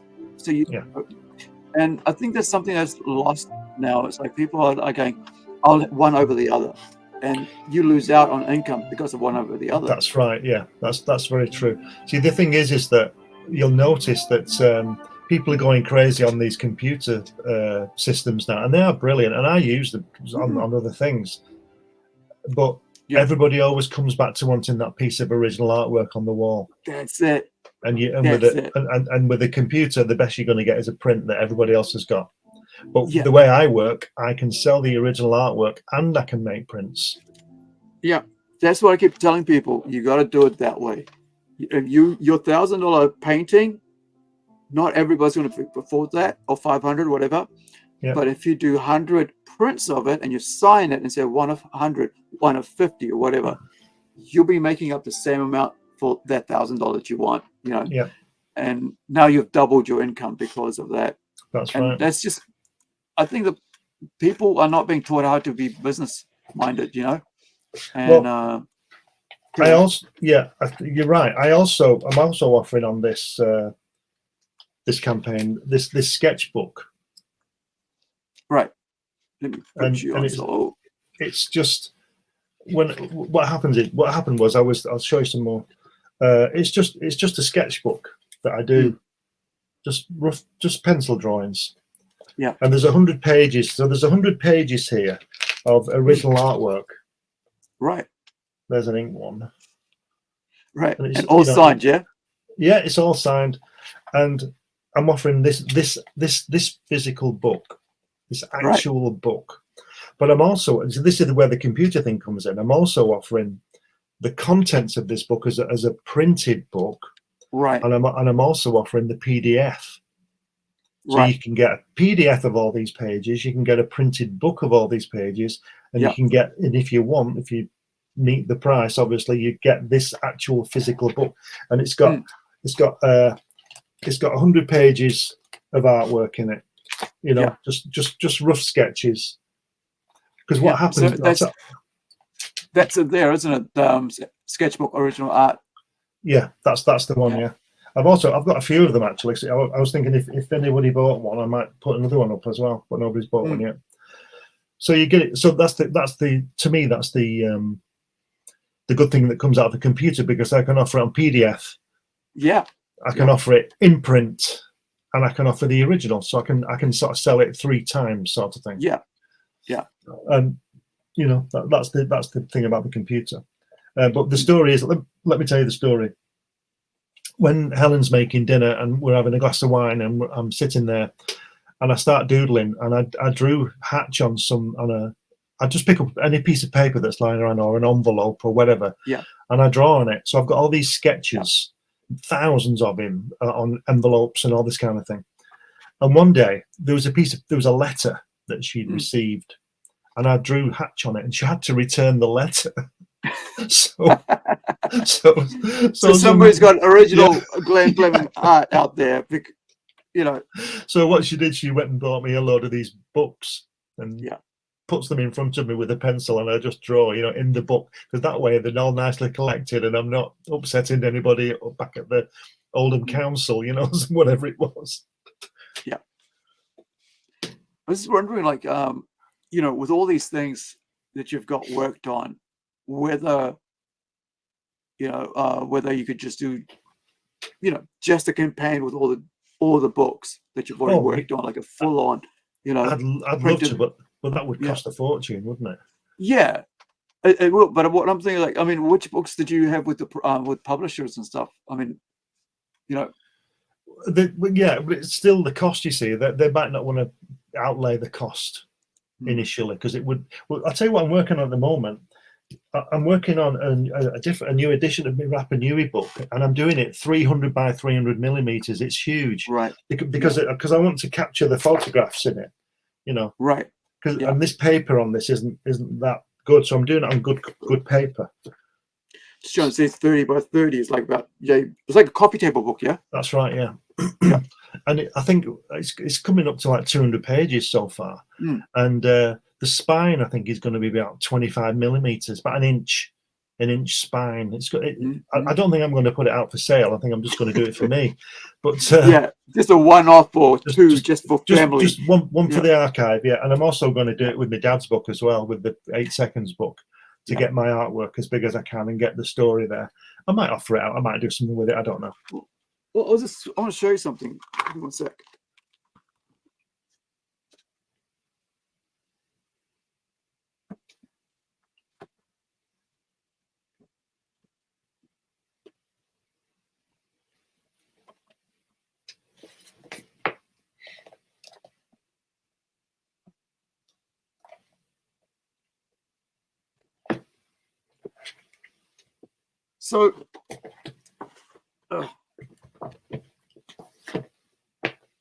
So, thrift shopping, right? And like, oh wow, yeah, brilliant, right? Look at that. $2-3. Ooh, right? Look at that. Fantastic. History. You know, and what is this? Don't forget those who. There's Alzheimer's. Somebody's put an Alzheimer's thing in there. Right. You know, this is New Zealand history, land of mutton and cakes. Fantastic. You know, and it's there. I haven't had time to read it, but it's there. Yeah. You know, and I have it now. And we're talking about the soldiers. Oh yeah, look at that.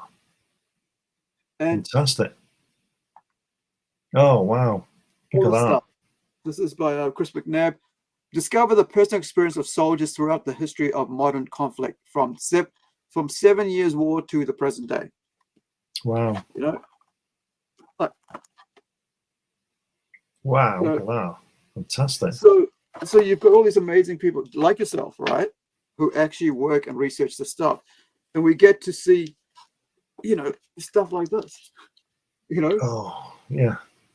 And it's like, there's huge books, and this is what you're talking about, the same thing, right? Like, because we get to see people from you know, all throughout the Pacific Islands, and you get to learn about it. So myths and wonders of the southern seas. It must have Easter Island in there. Oh, definitely. It's all part of Pacific. So let me just have a look. This is actually I think it's a reference book, but it's from our library. It's been discarded. So let me see if you're contents. Melanesia, Micronesia. So where would Rapa Nui fall in? Polynesia. Right. So yeah, Polynesia's up there. So page 46. Polynesia. Oh, these. Oh, look. New Zealand Kiwi. Oh yeah. Where are the Kiwis? So that would be New Zealand. Let me just dolphins. There you go. I've been there. Yeah. Wow. It's like that's a place called Tongariki. Radical. Like so. You've traveled. You've discovered all this stuff. So this is another one. Look, huge book. Brilliant.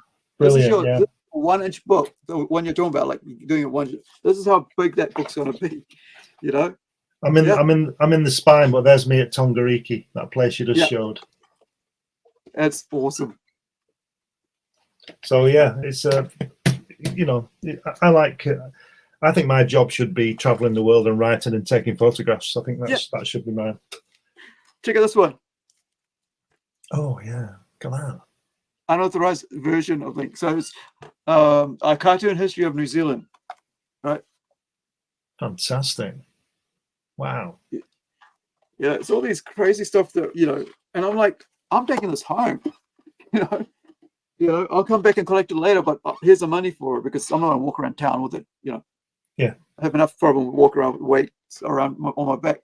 But having someone like you traveling and writing, having something that we can actually look back at the experiences you've had through that, I think it's awesome. I'm very appreciative of what people do and what they bring to the world with what they do, right? Like artists, musicians, filmmakers and stuff.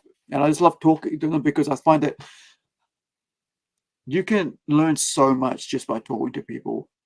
And that's why I think everybody does want us to be connected, be distant from each other because they don't want us to learn from each other.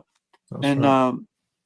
You get, have you been to New Zealand or did you just go to Rapa Nui and Polynesia and stuff like that? North and South America, Europe. Right. But I went to India, trekked across there for 6 weeks. That was an experience. But I'm writing about that as well. And that's, in fact, I'm always writing my autobiography. Yeah. And it's 80,000 words so far. And I'm not yet 25 in it. Yeah. So I've got a bit of catching up to do on that one. Yeah. But just my experiences, just my thoughts. Because when I go away, I always take, to keep an extensive diary. I always write my day up. I always keep notes. And because of what I do, apart from the actual printing, I did everything on this book. I went there, I took the photographs, I wrote the book, I designed the book. Right. And I've even got when I was there, did some illustrations of these guys. I can't find it now. So there's some of those in the book as well. Because I'm an artist, so I'll just try and find it while I'm talking to you here. It's somewhere. You probably, wherever, like anytime spare time you get, you just get a pen and paper and just start doodling away. Yeah, that's what I was saying to you about the envelopes and stuff like that. I get in trouble for drawing on things. Like I drew this guy at Tongariki. Yeah, coloured him in. If I can find him, there he is. There he is. 1 sec. Let's get that out of there and there we go. That's awesome. So that's what I do. I just do everything on it, and I just love it. I just I take pictures.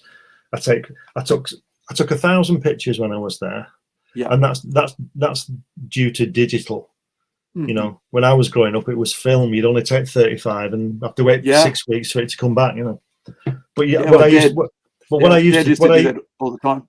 When I went there, I had 2 cameras, two camcorders, a couple of tripods, and I'm hawking these things around. I'm taking pictures on them all, and I took 6 hours of film, and I've taken 1,000 photographs, and I put the book together, and it's all mine. It's everything I do. I design it and everything. I just like to work that way, you know.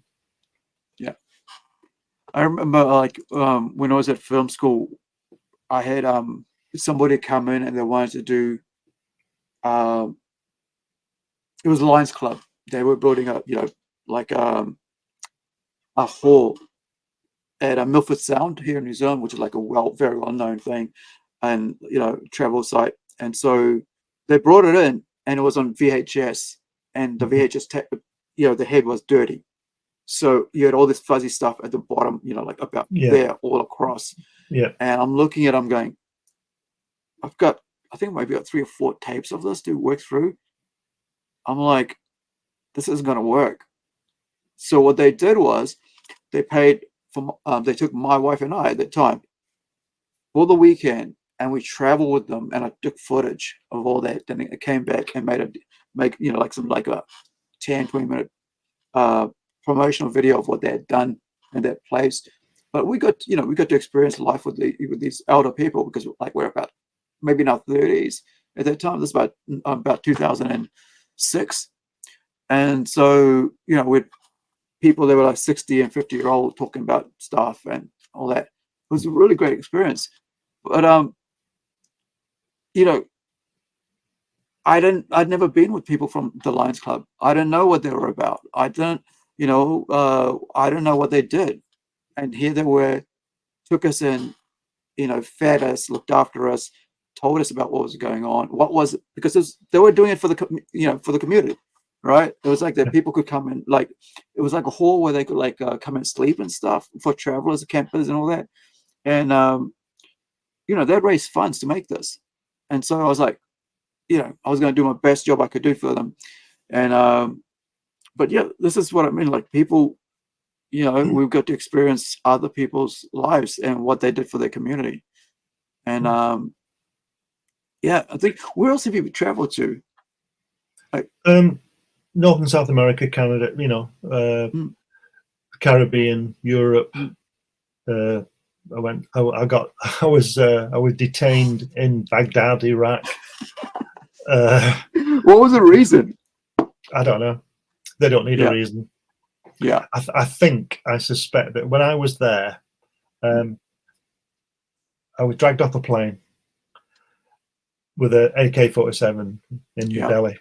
What year was this? 1980. Right. And I found out later that I was with a friend, and we were traveling to the subcontinent, and we were detained for 3 hours with these guys, and they all look like Saddam. They all have a beret and a mustache. Yeah, yeah. Little. I'm tall. I'm 6'1", and so these guys are little. They're only about 5'6", and this guy's screaming in my face, spitting in my face, screaming. You know, with not spitting at me, but spit coming at me. You know, screaming at me. Full on, yeah. And you know, it's like, you know, when you well, I don't know whether you've been to Europe, but when you go to France and Spain and places like that, you can generally work out what people are saying because the mannerisms are the same. The words are pretty similar. But when you imagine Arabic, and Chinese, there's nothing the same. Japanese, there's nothing the same. So this guy's screaming at me in Arabic, and I know a bit of French, I know a bit of Italian, I know a bit of Spanish, but I don't know one word of Arabic or whatever it is he's saying. And with me and my friend's at the other side of this room. There's nothing in this room. It's an empty, totally empty room. No, there's no desk, chair, just an empty room. And I'm in one corner with this guy with this AK-47 in my belly, and my friend's in the other corner with an AK-47 in his. And this little guy kept coming. He was like the officer, and he kept coming in and out and screaming at me. In fact, screaming at my friend Tim. And anyway, they let us go after about 2 or 3 hours. The plane Yeah. was delayed. Everybody's pissed off with us because we've delayed the plane, which isn't really true because it wasn't our choice. We Yeah. hadn't done anything wrong. He just dragged us off.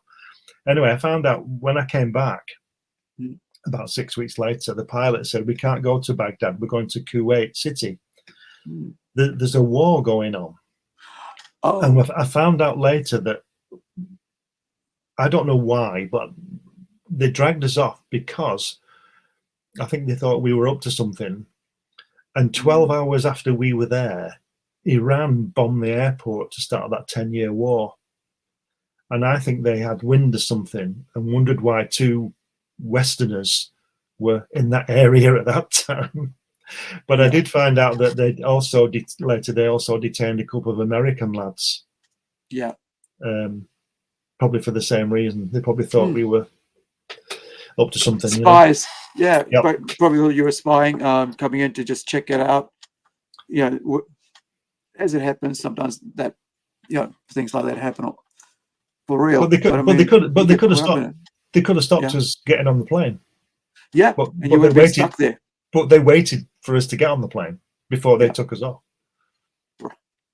So it's not good. It's not good. So I won't be going that way again. Yeah. Yeah, no, I mean, conflicts, man, they, you know, like I said, they always try and divide people, and rather than us that was the thing. Have you seen that film called Midnight Express? But the about the drugs and stuff. Yeah, where he's in the jail. Yeah. Well, it's been, I think I saw it when it came out. Yeah. Well, me and my friend Tim, who was with in Iraq, we'd seen that film about 3 weeks before we went, and we thought that's where we were going to end up. you know what goes on in that jail. It's just not very good at all. I mean, I can't imagine jail anywhere is any good, but those places seem to be particularly bad. And we were looking at each other across this room like, shit, this is it. This is it. And nobody knew where we were. They knew where we were going, but we didn't know the route. They didn't know the route. So we could have just disappeared.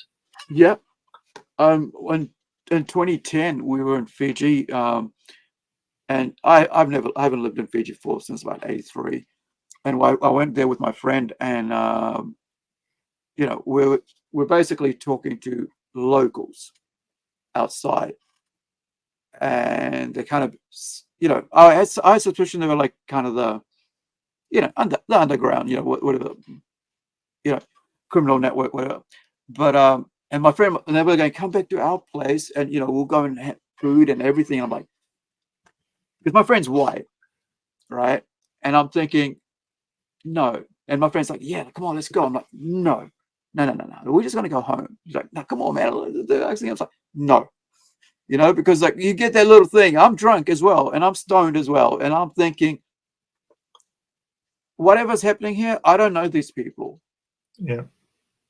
And when I'm in this situation, no matter what happens, I'm going home, because you don't know what's going to happen. And a lot of people don't realize that, when you travel overseas, it's a lot of danger when you're traveling, because there's different people who have different attitudes about different things. And like it just happened, right? You didn't know why they pulled you off until later, and the suspicion. But, people disappear all the time, and it's scary. That a few weeks later, well, about a week later, we're in Mumbai, I think it's called now. We were in Bombay, and we were going to get a steamer down to Goa, which is on the west coast, 200 or 300 miles. That's like a boat. Like, for those who don't know, it's a ship, steamship. Yeah. And what you do is you just turn up at the dock, and there's 4 or 5 of them, and you get on one, and you give the guy $50, and he takes you to Goa. Yeah. Simple, right? But for some reason, I can't remember now, we decided not to do that. We decided to go north instead. Right. And then we found out later or from somebody in Rajasthan that we're talking about this trip. He said, whatever you do, don't go on those things, because you probably won't get there. Yeah. Being white. And of course, like I said to you, people knew we were going to India, but India is a big place. Yeah. I don't know, but this guy was telling us of stories of white people like us who were on those steamers that get murdered and robbed and thrown overboard. Yeah. So you get on at Mumbai and you wouldn't get to Goa, and somewhere in those 200 miles, you were floating in the Indian Ocean. Yeah, and people like, this is the arrogance of people nowadays, and the young youth, right? They think they can do whatever they want. Yeah. But I mean, like, I was 30 when I went to Fiji, and my suspicions were like, no, go home. You've still got to be careful. Yeah, and this is my country. I live here. I was born here, but I'm still going home. Because and my parents are like, my mum was like that one night. I was like drunk as, and I wanted to go out. I said no. And the funny thing is, because this is when, like, about, I think it was 2014, and I was still taking major medications, so my brain switches off and switches on to something, and I've been drinking all night. And my mum, and I learned that the day after, she'd got a bowl of water and poured it on my pants. My 60-year-old mum, to stop me from going out that night at 11 o'clock at night into town to the nightclub, because my brain had just switched, and I couldn't think of anything but I'm gonna go. And the goodness of her heart, she goes, all right, you lie down in bed, and she puts water in, and I go to sleep to keep me home. And this is my mother in Fiji, where she was born, so she knows something could go wrong. And this idea that you can just travel anywhere and everybody's happy and welcoming and all that, doesn't matter what color you are. If you have money and a tourist, you're a target for someone. I can never understand why these girls go on their own. I don't either, man. That freaks the hell out of me. When I see that, I was like, oh my goodness, why? There was a girl, when I was in East Round, there was a girl, an English girl there, who I only met her for a couple of hours because I was leaving. Yeah. And she was, when she came back on the plane with me, but when we got to Santiago in Chile, she was going over to Argentina and all this kind of thing, and then she was going up to Peru, and she was on her own. I mean, I went on my own, but I'm a bloke, you know. You know what I'm saying? There is a bit of, there's a difference when a guy goes overseas on his own, when a girl goes on overseas. I just remembered, like, my dad said, like, these two girls were at a motel or something, and they'd gone away. It came back, all their stuff had gone. Right? I was in Fiji, and I had my laptop's mouse go missing in a friggin' high class hotel. Right? They didn't even probably know. They thought it was a freaking phone. It was a mouse, and I go, my mouse is missing. I just bought it, $20. They just thought it might be a phone. It's walked away. So and these girls had lost all the photos that they'd taken on their travels together. And there were two of them. But these things happen, and you just got to, you just don't know. Carry on with your story. What you said there is quite true, in the way that the biggest loss there was those photographs. You can always get a new camera and a new laptop. Yeah, you might have stuff on the laptop, but because that's what I did when I go away. I take a laptop and I download my photographs onto it. So if that went, I wouldn't have any. But and here's the sad part, right? When I was a kid in my teens, I was that kind of the person who would take that for no reason. I did once. Right. Right. I took the photo. Like, we were in Paihia, which is a tourist place on the beach, and some guy goes, hey, some guy from my school, didn't even freaking know. And I'm just like, mucking around on a bike. He goes, oh, go grab that, and whatever. And I just do it. Grabbed it and went. Police came. They got the police. Police brought me back, and we were able to get the cameras back. I didn't even know why I did it, man. Right? I still, to this day, I don't know why I did it. What was the situation? And I just did it. And you get, and here's me, 15 years old or 16 years old at the time, doing something stupid and not even thinking about it. And my dad told me off. He said, you took all their camera, the photos and stuff and all this shit. And I was in the police station, and I took all the blame, right? But it was my mate who told me to go and do that. And I'm like, but, and this is New Zealand, by the way, happening, right? So it happens everywhere. And like, Kieran, Yeah. When I first went to America, I was in Nashville, Tennessee. I was on a Greyhound bus. I got the Greyhound from Dallas to New York. It took me a week or so to get there. I was getting off all the time, you know. Yeah. Anyway, I got to Nashville, Tennessee, home of music, home of country music, you know. Looking around, I thought it was a couple of hours, 2 or 3 hours till the bus left. Yeah. So I thought I'll go for a walk. So I came out of the bus station and was walking around the town and walking around, just looking and just walking down the sidewalk. And I began to realize that people were looking at me. A lot of people, not just looking at me, but looking at me.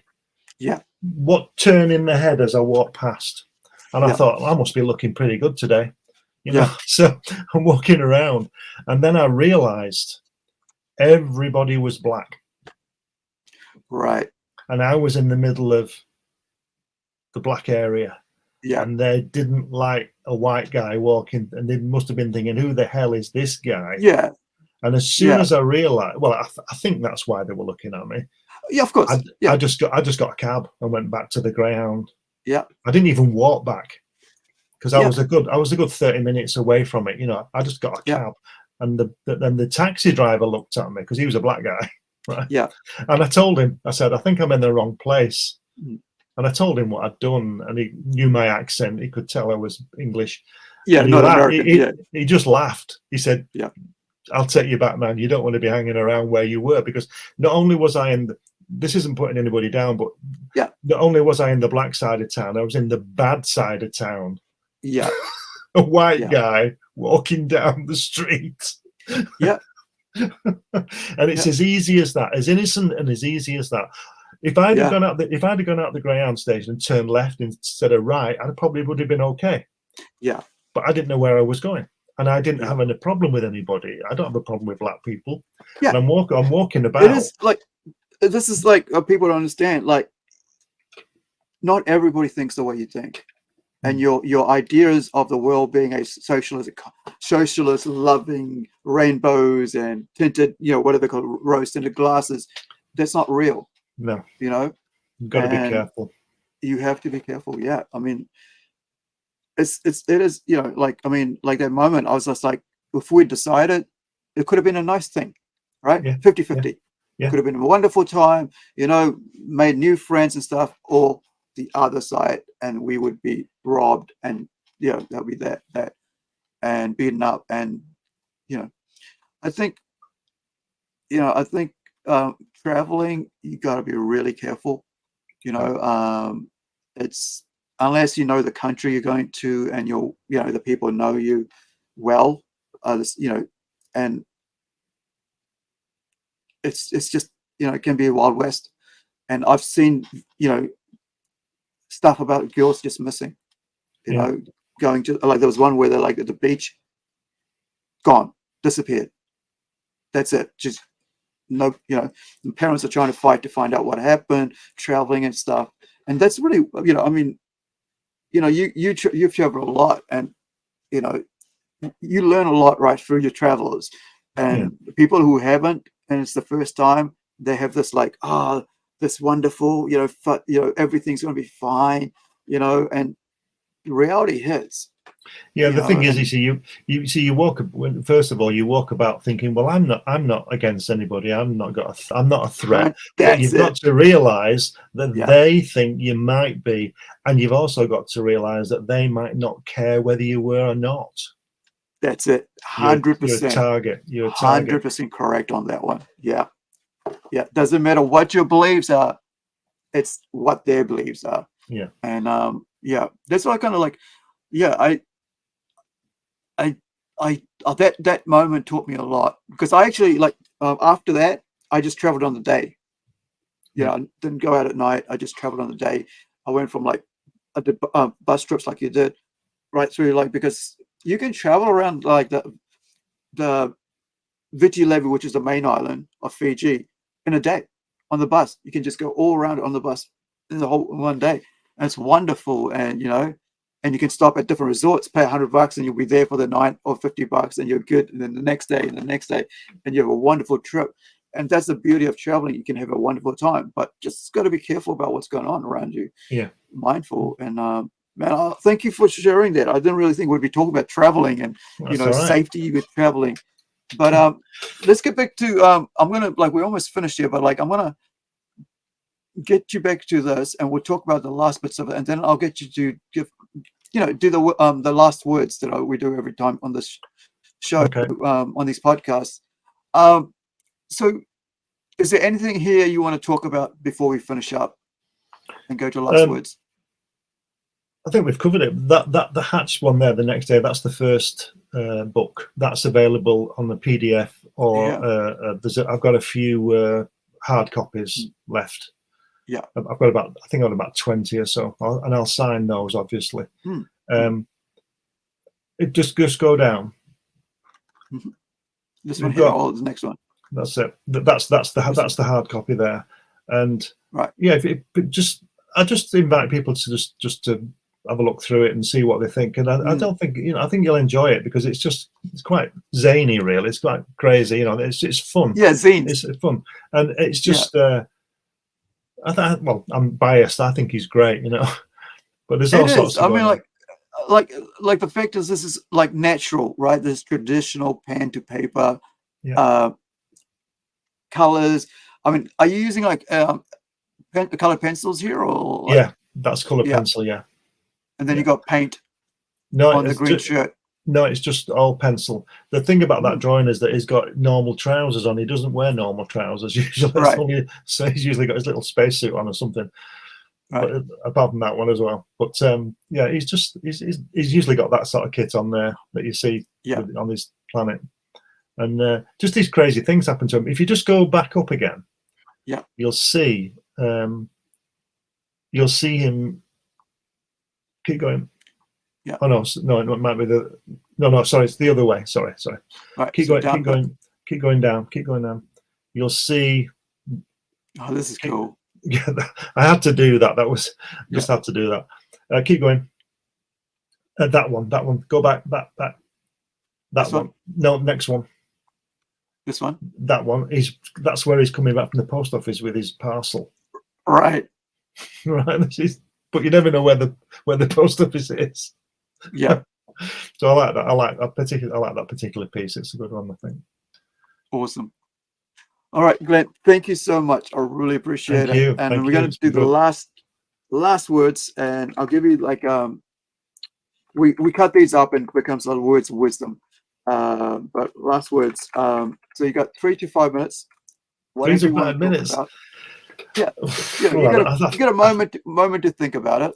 I'm currently working on a Second World War short stories. I'm not saying any more than that, but I can guarantee you, and this is a big guarantee, that they've never seen anything like this before, and it's not zombies and all that sort of stuff. These are stories about the war that I'm working on, but with this particular campaign here, there's lots of stuff you can get. You can get artwork, you can get everything. I don't know what to say. It's 100 pages full of Hatch and how he got to be, where he's from, why he's doing it, and all this kind of stuff. And sort of well worth your time. All right, so let's get you to the solo, and you can give us your words of wisdom. My words of wisdom. And I've taken some people have been jealous of me because of the places I've been and things I've done, and I maintain that all I've done is recognize opportunities and taken them. And believe me, of all the things I've done, I've probably missed more opportunities than I've taken. So what I'm saying is that you don't need millions of pounds, you don't need anything like that. If you want to do something or go somewhere, you can make it happen. And I did that with Rapa Nui. That's the remotest inhabited place on Earth. It's in the middle of the Pacific Ocean. And I went there because I had a dream as a kid to go there. It's all in the book. The teacher a teacher called Mr. Clarkson read us a book called The Kon-Tiki Expedition by this Norwegian explorer called Thor Heyerdahl, and he went there to Easter Island the year I was born, and he read this book, and I was fascinated with this book. And this is when I'm about 12, and it's always been in the back of my mind to go there. And then a few years ago, when I turned 50, I was single, I had money, and I thought, what shall I do? And I thought, well, I'll go to Rapa Nui. And I went to Rapa Nui. I made it happen. I took the pictures. I just did the whole thing myself, just booked it and went and did it. So what I'm saying is that if I can do it, I think most people can do it. And you should get on with your dreams. As for the artwork, I've always drawn.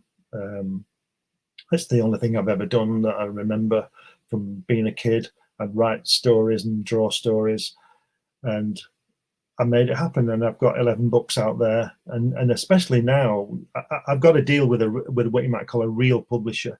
But you can self-publish. You can put your book together. You can write it, get it together, get somebody, or design it yourself or whatever. And then upload it, and you can actually do it now. It's a lot easier than when I was a kid and wanted to be a writer. But you still got to put the work in and actually write the book, or do the illustrations, or whatever you want to do. But I would urge people to, as we said at the top of the show, not be bored. That's not an excuse, being bored. There's always something to do. You could go and help somebody, you could do anything. But if you want to write, you've got to have the discipline. If you want to draw, you need the discipline. But learn all you can about everything. I did that in my job. I was a graphic designer. I did artwork for brochures and newspapers and things like that. But I learned all about typography. I learned all about illustration, photography, cinematography, proofreading, script writing. Because I have a thirst for the knowledge thing, like we said at the top as well, about going to the library and all that. Now you've got your own library probably on your phone. You can find out anything you want. You can research it. There's no excuses now. The world really is a small place because you can go anywhere in an instant. When I was, 18, 20, I had to take a bus and go to the library to be somewhere in the world. Now I can literally do it in 2 seconds on the computer. The tools are there. Do the work. If you want to go somewhere, check it out. Do all you can. See, because when I was younger, when I was traveling, I won't call them friends, all my peers in the pub did just that. They stayed in the pub. I didn't go in the pub. I saved me money and I went somewhere. And it's, and it was a lot more difficult then. And as we said, be careful if you do that, but look at the good side of things and the positive side of things and get these things done. If you've got an ambition, go for it. Do it. If you don't try, you failed. And if you try and you don't do it, then you haven't succeeded, but you've not failed because you tried. That's my philosophy. That's about it, really. You're muted. Thank you guys for watching. And what is it, like about 9 o'clock or 10 o'clock now? It's 10 o'clock now. Yeah, 10 o'clock. Yeah, so that would be 10 o'clock here for us as well. So thank you guys for watching, and I hope you found something interesting. And especially the traveling thing, man, that really freaks me out when people just don't think about it that much. They think everything's going to be roses out there, and listen. Me and Tim stayed in some rare places in India, literally holes in the road. We didn't stay at 5-star hotels, which is the other point I should have made. Yeah. If you go somewhere, I mean, don't get me wrong. If I could have stayed in a 5-star hotel, I would have done. Yeah. But I think I've really seen the places I've been to, because I've not been in that hotel with that lovely swimming pool and all that. I've seen some stuff in India, I tell you, some rare stuff that I wish I could forget, but I can't. But I'm glad I did, because I saw real life. I know people who've been there and they just go there and they stay on the resort. And I think, well, what's the point of traveling 12 hours? You can go to Spain to do that. What's the point of that? Yeah. You could just watch it online if you want to do that. Yeah. But but just do it. Do it. Or at least try. Don't dream about it. Try. do something to achieve it. You got to really set goals. It's so easy to, Yeah. you know, I mean, it's really so easy to do what you want right now. But you got to get away from, you know, things that are holding you back. I think that's I've learned myself. It's like, you know, just cut out things and just concentrate on what I really, really, you know, that real narrow thing I want to do. Yeah. And I thank you for, you know, sharing lots of things with us. Pleasure. And I just, Pleasure. you know, we went all over the place, but I mean, it's just that, you know, someone like you who's experienced so many things, it's just a wonderful time to share that. And I want to thank you for that, Glenn. I really appreciate it. Thank you for having me on. It's been great. Yeah, I enjoyed it. Oh, I forgot to say, you guys can catch Glenn on a site called what is that link there? Let me see. It's Fund My Comic. Indie oh right. It's the Indie Comic Network thing. Yeah. Yeah, because I'm not you sure guys do a lot of amazing you know, podcasts there as well. So when I get a chance, I try to catch as much as I can of it. But this is on here, this site, you guys can check out Glenn and some other amazing historians, I should say, almost, you know, like of comics and stuff. So yeah, please check that out. If you put my name into Google, it comes up with just about everything you can get. So there's all stuff on Amazon, books and magazines you can get, and all that kind of thing. So if you just put my name in Google, you'll find it. All right. I kept thinking it was E, but it's B. I don't know why I got E from, but yeah, Glenn B Fleming. So thank you guys. Thank you, Glenn. Thank you very much. Wherever you are, be well, be safe, and give your loved ones a hug, because you don't know what's going to happen tomorrow, right? So right. Catch up next time. Don't forget, we've got some amazing Whangarei-based artists coming on. We've got a couple filmmakers coming on over the next couple of weeks. So I'm really looking forward. But the other thing I forgot to mention was Glenn has made a documentary about Jack Kirby. But like he said, check out his name, and you'll find so much more stuff that he's done. And a lot of stuff out there that he's produced. So thank you, Glenn. I really appreciate it. Thank you. Bye, guys. See you later.